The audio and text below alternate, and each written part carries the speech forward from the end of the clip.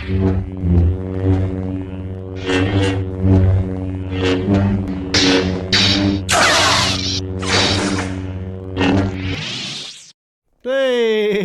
welcome back to the channel, everybody. My name's Johnny Lee. Business bit first, just hit subscribe because, you know, it just helps the channel out a lot. Makes me get out of bed in the morning. Nothing else to do. Just sit in this room 12 hours a day doing nothing. Another Helix video for you today. This came about because I was chatting to a couple of people in the forums, and somebody else who I know that is in a band with the Helix, and he's like, I don't really like a massive solo boost, and you know, for some reason when I get a solo boost, I feel like the tone is changing too much, and it kind of got me to thinking. I've probably felt that a couple of times before. It's like when you get that, I don't know, 2 or 3 dB solo boost, do you feel like it's altering too much?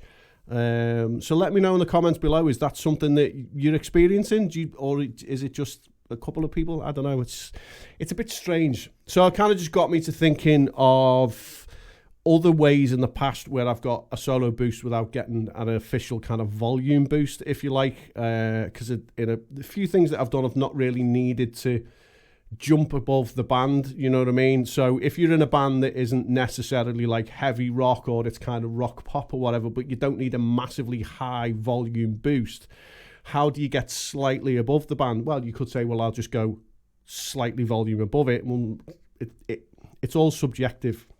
This is just a straightforward level patch that just changes slightly at the end, but not necessarily in volume. So let's begin, shall we?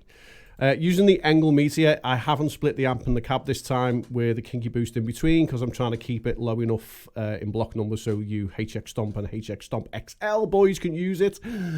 So at the beginning, I'm using the kinky boost. I'm actually using this as a drive pedal because it's really good as a drive pedal. Pedal.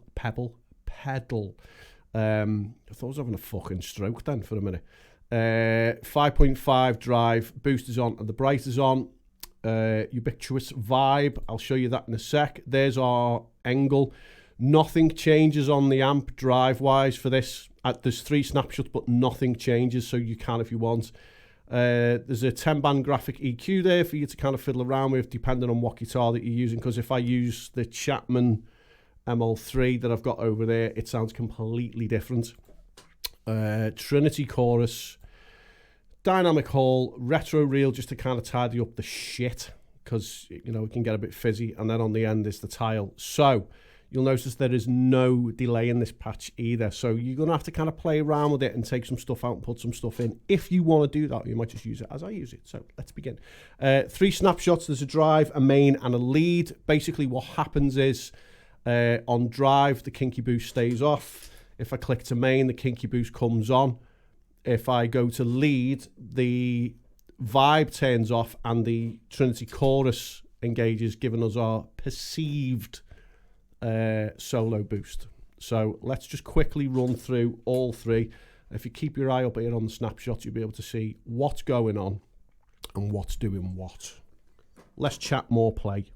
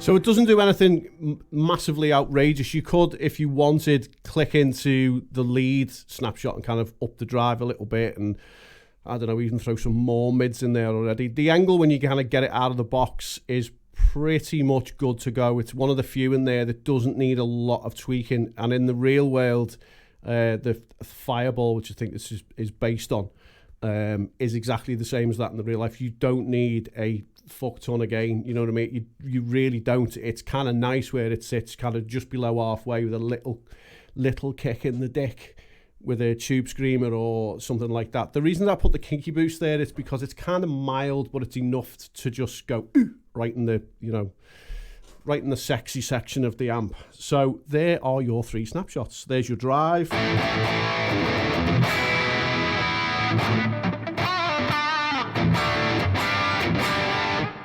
And then there's the main, where the Kinky Boost comes on.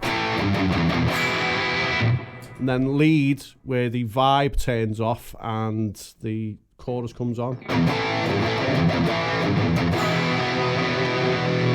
So just before I go, let me just quickly show you what's going on with this vibe very, very quickly before we disappear.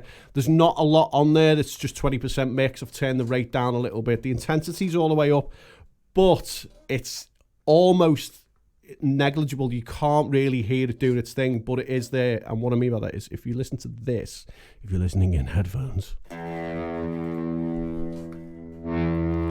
kind of hear it kicking in. It's slight.